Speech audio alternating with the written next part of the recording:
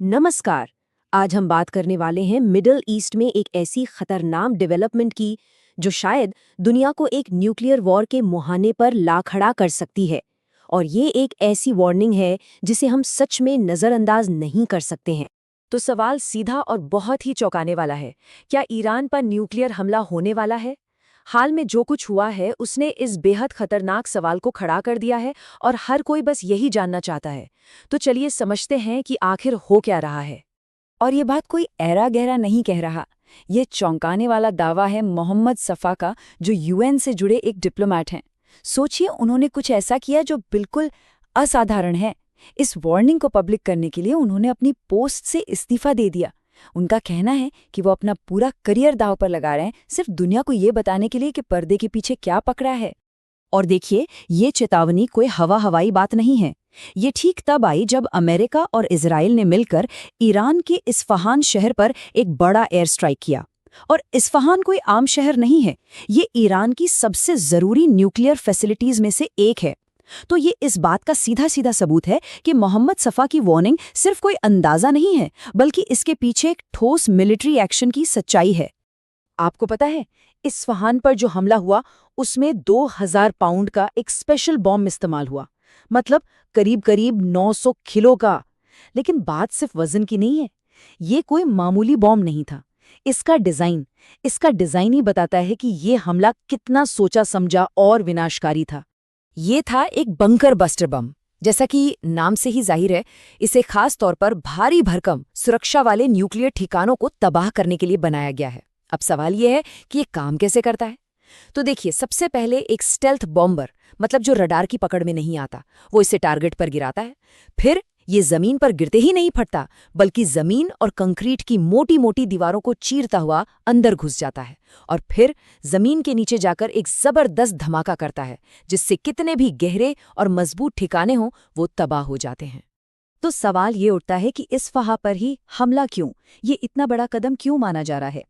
देखिए, Isfahan Iran के nuclear programme की रीढ़ की हड्डी है। यहीं पर इनकी यूरेनियम कन्वर्शन फैसिलिटी है, मतलब वो जगह जहां यूरेनियम को न्यूक्लियर फ्यूल या शायद हथियार बनाने लायक मटेरियल में बदला जाता है। इतना ही नहीं, ये मिसाइल और ड्रोन बनाने का भी एक बहुत बड़ा हब है। और ईरान ने भी इसे बड़ी चालाकी से देश के लगभग बीचों बीच बनाया है, ताकि कोई भी फाइटर प्लेन आसानी से वहां तक ना पहुंच पाए। ऊपर से इसे multi layered air defence system से प्रोटेक्ट भी किया गया है। तो साफ है, इस्फहान पर हमला करना मतलब ईरान के न्यूक्लियर और मिलिट्री दिल पर सीधा वार करना है। अगर आप पूरी टाइमलाइन को देखें तो आपको साफ दिखेगा कि ये लड़ाई कैसे धीरे धीरे बढ़ रही है। शुरुआत हुई कुछ छोटे मोटे हमलों से, फिर ईरान ने पलटवार किया। इसके बाद हॉर्मुज़ स्ट्रेट, जो कि एक बहुत ज़रूरी समुद्री रास्ता है, वहाँ टेंशन बढ़ी। और अब हम देख रहे हैं इस्फहान जैसी हाई वैल्यू फैसिलिटी पर डायरेक्ट अटैक। मतलब ये मामला अब एक लिमिटेड झगड़े से निकलकर एक बड़े फुल फ्लेज्ड वॉर की तरफ खतरनाक मोड़ ले रहा है। तो इस बढ़ते तनाव के बीच चलिए वापस उस डिप्लोमेट पर आते हैं जिसने ये सारी वार्निंग दी थी। आखिर ये मोहम्मद सफ़ा हैं कौन? इनकी असल भूमिका क्या है? देखिए, वो सीधे सीधे यूएन के कोई कर्मचारी नहीं थे। वो एक एनजीओ के प्रतिनिधि थे, जिसे यूएन में कंसल्ट करने का दर्जा मिला हुआ है। मतलब वो कोई पॉलिसी बनाने वाले आदमी नहीं है, बल्कि सिविल सोसाइटी के एक एक्सपीरियंस्ड प्रतिनिधि हैं। और ये जानना बहुत ज़रूरी है ताकि हम उनकी वार्निंग के सोर्स और उसकी क्रेडिबिलिटी को सही से समझ सकें। तो मोहम्मद सफ़ा के मेन आरोप क्या हैं? पहला, कि ईरान पर न्यूक्लियर हमले की बात सिर्फ कोई ख्याल नहीं है, बल्कि इस पर बहुत हाई लेवल पर गंभीर चर्चाएं हो रही हैं।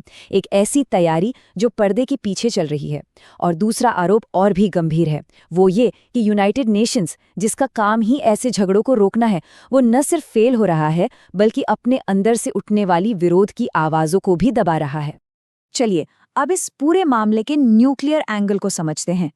देखिए, हकीकत यह है कि अमेरिका एक डिक्लेयर्ड न्यूक्लियर पावर है, सब जानते हैं। ये भी सब मानते हैं कि इजराइल के पास भी न्यूक्लियर हथियार हैं, भले ही वो ऑफिशियली इस बात को कभी न माने। और दूसरी तरफ है ईरान, जिस पर वेस्टर्न देश हमेशा से ये आरोप लगाते आए हैं कि वो चुपचाप न्यूक्लियर बम बनाने में लगा हुआ है। और सच कहें तो यही एक आरोप है जो इस पूरे टेंशन की जड़ में है।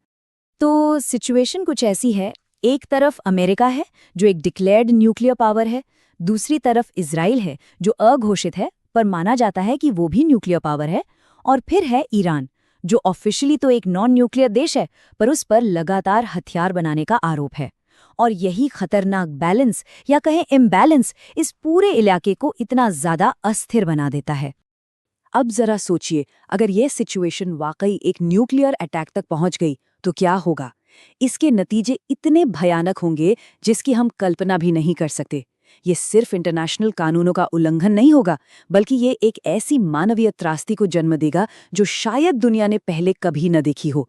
दांव पर बहुत कुछ लगा है और एक भी गलत कदम पूरी दुनिया को तबाही के रास्ते पर धकेल सकता है।